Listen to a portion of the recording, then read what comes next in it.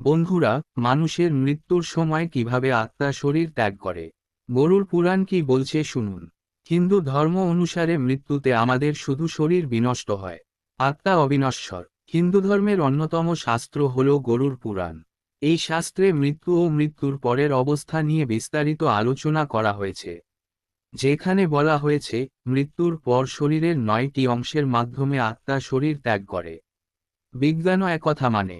পৃথিবী জুড়ে যে কোনো ধর্মের মানুষই বিশ্বাস করে যে আত্মা দেহত্যাগ করলেই প্রাণীর মৃত্যু ঘটে।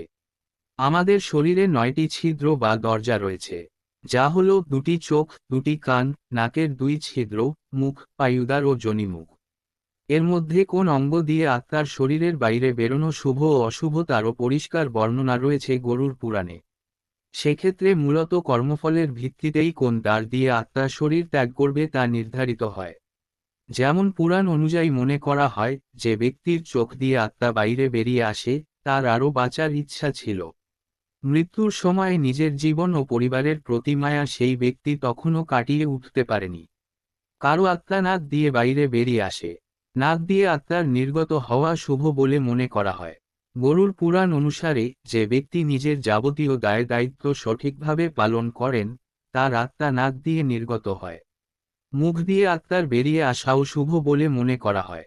যে ব্যক্তি জীবনে ধর্মের পথে চলেন, তার আত্মা মুখ দিয়ে নির্গত হয় বলে মনে করা হয়।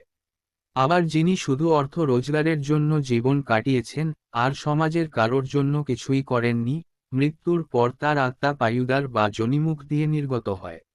শরীরের এই অংশ দিয়ে আত্মার বেরোনো অশুভ বলে মনে করা হয়। বন্ধুরা, ভিডিও ভালো লাগলে সাবস্ক্রাইব করে সঙ্গে থাকবেন।